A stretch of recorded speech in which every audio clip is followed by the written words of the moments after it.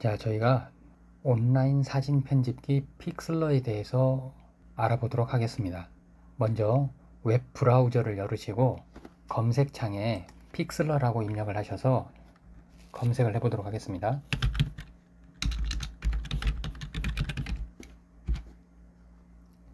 자, 검색 결과에서 온라인 사진 에디터 픽슬러 나타나면 클릭해서 접속을 해주시고 저희가 알아볼 것은 픽슬러에 보시면 X, E, P라고 해서 세 가지 분류가 있는데 픽슬러 E에 해당하는 부분입니다. 사진 편집 프로젝트 시작. 자, 이걸 눌러주세요. 자, 그러면 간단한 짤막하게 안내 문구 나오는데 요거는 닫으셔도 되고, 자, 지금 이렇게 픽슬러 메인 화면이 떴어요. 사진 에디터. 저희가 포토샵과 굉장히 유사하기 때문에 픽슬러를 사용하시면 그냥 온라인에서 사진 편집 프로그램 포토샵을 사용하는 걸로 그렇게 생각하고 공부하셔도 되겠습니다. 자, 일단 여기서 먼저 여러분들이 하고 갈 것은 일단 화면을 크게 여러분들이 사용하시면 좋으니까 키보드에서 단축키 F11번 눌러가지고 전체 화면으로 바꿀게요. F11 눌러가지고 전체 화면으로 바꾸시고, 자, 이렇게 화면에 꽉 차서 프로그램 실질적으로 그냥 설치 버전 사용하는 거하고 똑같은 그런 환경을 구축을 해놨습니다. 자, 먼저 픽슬러에서 사진을 열어서 편집하는 방법에는 이미지 열기가 있습니다. 여기 가운데 보시게 되면 화면 중간에 보시면 이미지 열기라고 단추가 하나 있죠. 자, 이미지 열기 단추를 클릭하시면 자, 어떤 이미지를 찾을 것인가 하고 물어보는데, 자, 저희가 자, 해당하는 이미지 하나 선택해서 열기 하면 화면이 열리죠. 자, 이게 지금 픽슬의 메인 화면이에요. 잘 보시면 맨 위쪽에는 메뉴가 있고 그 다음 왼쪽에는 도구 상자가 있어요. 그리고 오른쪽에 보시게 되면 몇 가지 패널들이 보이고 그 다음에 화면 중간에 보시게 되면 작업할 수 있는 도화지가 보이죠. 이게 무료로 제공되는 소프트웨어다 보니까 오른쪽에 광고가 좀 있습니다. 없다 생각하시고 작업하시면 되겠습니다. 자, 그럼 일단 픽슬러에서 어떤 식으로 작업이 이루어지는가 작업 과정을 한번 보도록 할게요. 일단 픽슬러에서는 이렇게 이미지 파일을 열어서 필요하다고 하면 저희가 선택 영역을 지정해서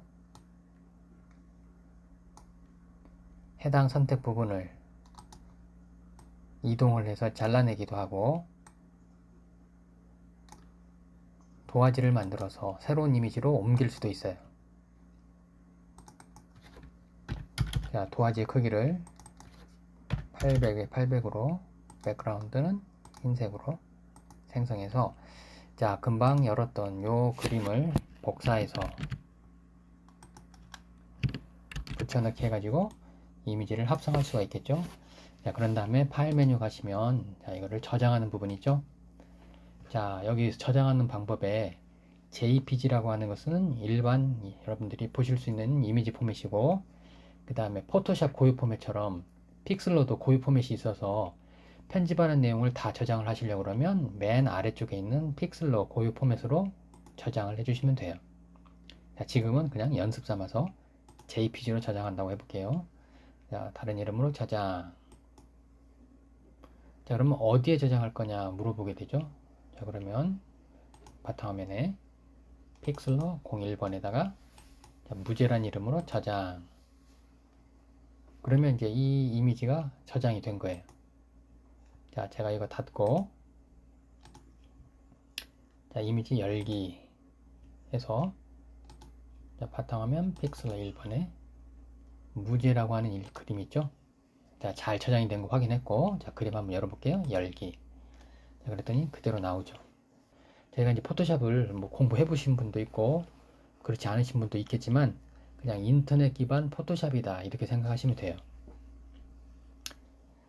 자, 그러면 저희가 오늘은 첫 번째 시간이다 보니까, 자, 선택하는 방법, 그리고 그 선택한 내용을 저희가 이동하는 방법에 대해서 알아보도록 하겠습니다. 자, 먼저 선택하는 방법에 대해서 간단하게 먼저 설명을 하고 저희가 예제를 통해서 다시 한번 활용하는 것을 살펴보도록 할게요. 자, 픽슬러에서 새로운 도화지를 만드시는 방법은 신규 생성이라고 하는 게 있어요. 이미지 열기 단추 밑에 보시면 신규 생성 있죠? 자, 신규 생성 누르시고 카테고리가 추천, 사진, 소셜, 웹, 인쇄, 영상 해서 여러 가지 카테고리가 있는데 이 중에서 저희는 그냥 일단 기본값으로 뭐가 됐든 상관없습니다. 기본값으로 할 거라 여기에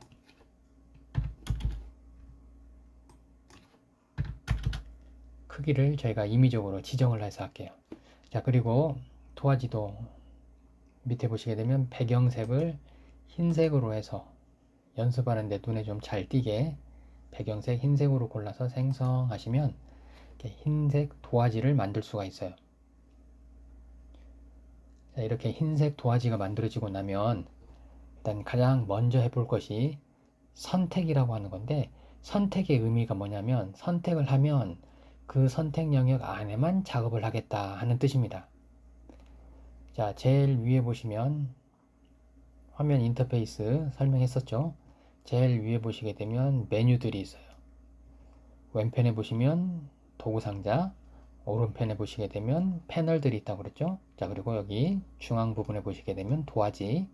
자, 이 도화지에다가 작업을 하시는 거예요. 자, 먼저 가장 기본이 되는 선택 작업, 사각 선택 영역 도구를 선택을 해볼게요. 자, 왼편에 보시게 되면 선택 툴이 있는데 기본 선택 툴 고르시고 자, 클릭해서 마우스 손 떼지 마시고 쭉 드래그 하셔가지고 사각형 원하는 만큼 드래그를 하시게 되면 점선으로 보이는 사각형이 만들어졌죠. 자, 이 부분이 선택 영역이란 뜻이에요. 이 선택 영역의 의미는 이 안에만 작업하고 바깥에는 작업이 안 된다는 뜻입니다. 자, 제가 브러쉬 도구로 색을 한번 골라볼게요. 색을 한번 칠해보면 이렇게 보세요. 이렇게 색이 칠해지죠. 자, 그런데 이 칠해진 색이 선택 영역 밖을 벗어나게 되면 색이 안 칠해지죠. 밖에서부터 한번 들어와 볼게요. 자, 밖에는 안 칠해지는데 안으로 들어오게 되면 색이 칠해지게 되죠. 자, 이런 식으로 선택 영역이 있다는 것은 내가 이 안쪽에만 작업을 하고 바깥쪽에는 작업을 하지 않겠다 하는 의미라고 생각하시면 됩니다.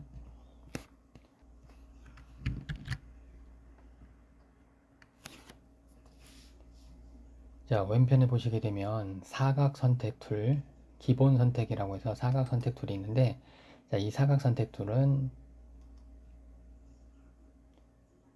왼쪽 상단에서 오른쪽 하단으로 드래그해서 영역을 잡으시면 돼요. 자, 그리고 커서를 안에다가 넣으시고 이동을 하시면 선택 영역이 옮겨지는 거죠.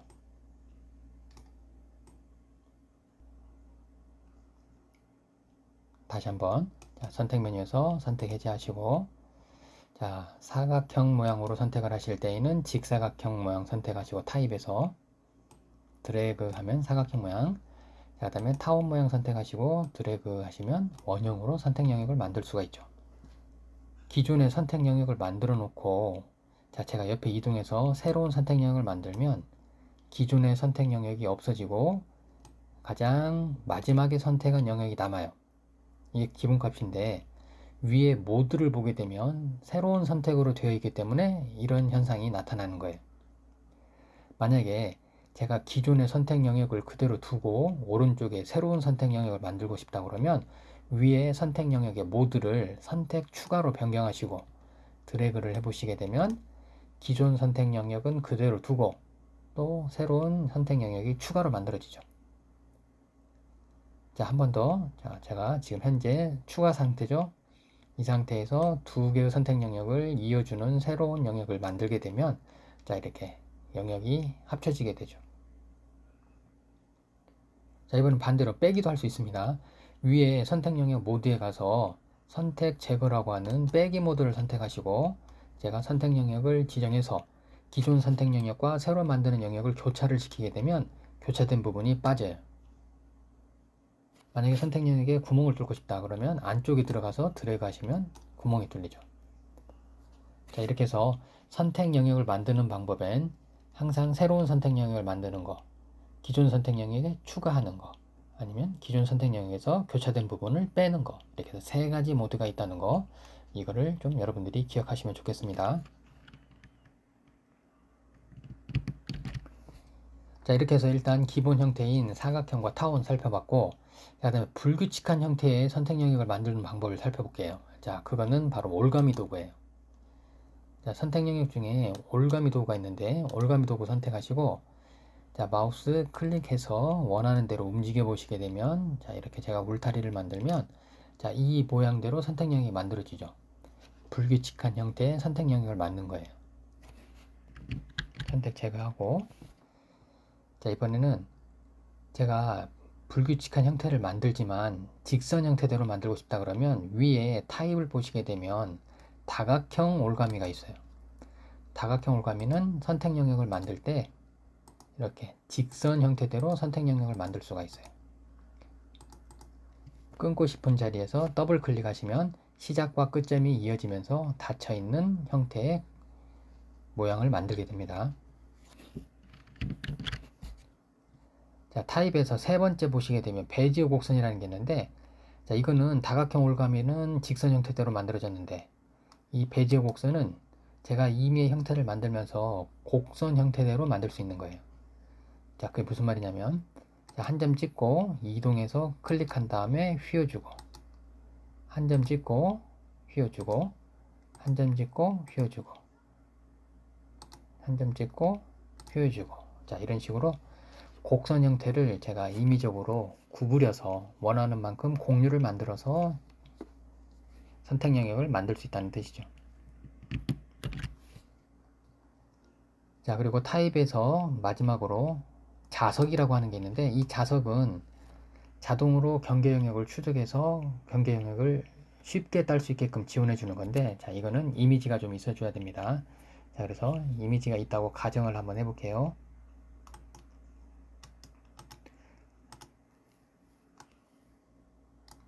자, 제가 동그란 선택 영역을 만들고 왼편 도구 상자에서 칠하기라고 하는 페인트 통을 사용해서 지금 현재 컬러 피커에서 원하는 색을 골랐어요. 그런 다음에 페인트 통으로 색을 칠하라 그러면 색이 채워졌죠. 자, 그런데 자, 이 부분을 선택한다 가정하고 다시 올가미 도구를 한번 볼게요. 자, 올가미 도구에서 자석 선택하고, 자, 경계 부분을 클릭한 다음에, 자, 이렇게 붓이 지나가 보면 붓이 지나가는 자리를 자동으로 추적을 해서 경계 영역을 선택 영역으로 만들어 주는 거예요.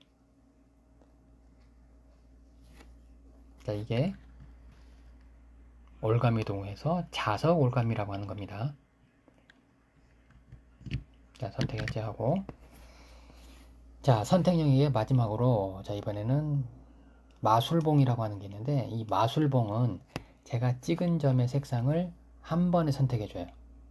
제가 이 빨간색 영역을 클릭하면 빨간색 영역이 한 번에 선택되죠. 선택 해제하고 흰색 영역 찍어 볼게요.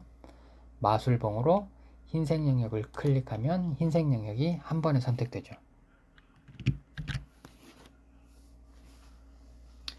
자, 이렇게 해서 지금 기본 선택 도구, 올가미 도구, 마술봉을 사용해서 여러분들이 이미지를 선택할 수 있는 방법을 알아봤습니다. 자, 그러면 실질적으로 이제 이미지를 가지고 다시 한번 살펴보도록 할게요.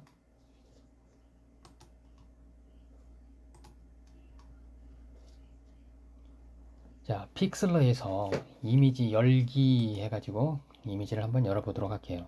자, 액자라고 하는 샘플 예제를 한번 열어보겠습니다. 열기. 자, 액자가 형태가 지금 사각형이라서 저는 이 안쪽에 있는 이미지를 한번 지워보도록 할게요. 자, 그러려면 기본 선택 도구에서 타입을 사각형으로 두고, 자, 제가 원하는 만큼만 이렇게 사각형으로 지정한 다음에, 자, 이 부분을 딜리트 키를 눌러서 제거할 수가 있죠. 자, 한 번 더 볼까요?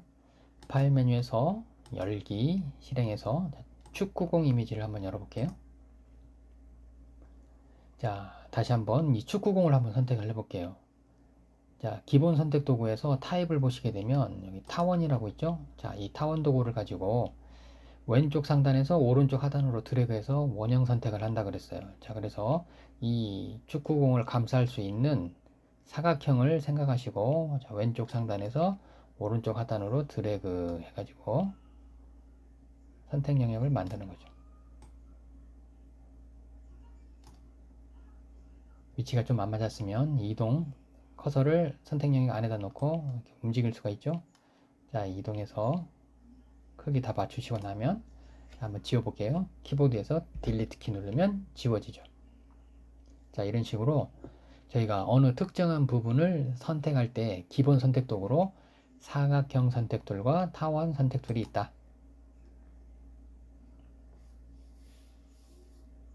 자, 명령 취소해 볼게요. 자, 컨트롤 Z 눌러서 명령 취소.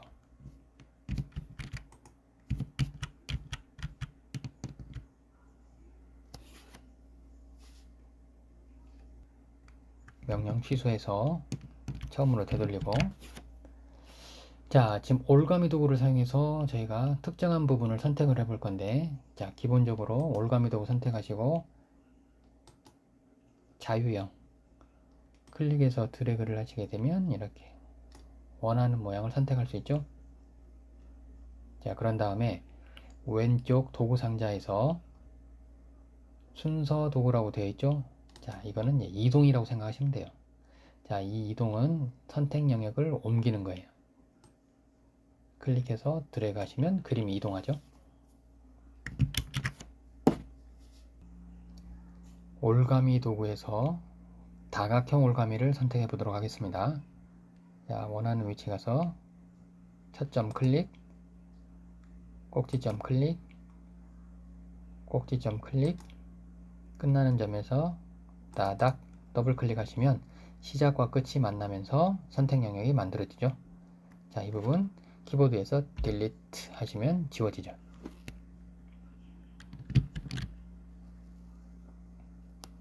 자, 명령 취소.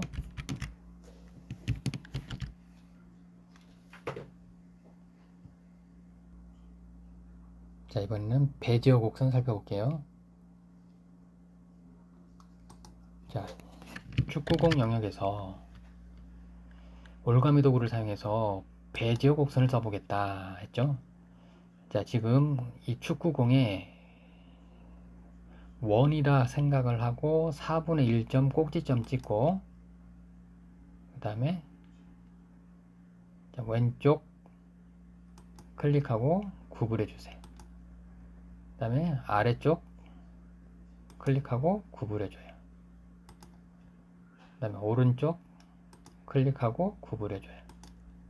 마지막으로 시작과 끝점이 만나게 클릭하고 구분해 주는 거죠. 자, 그러면 원 만들어져서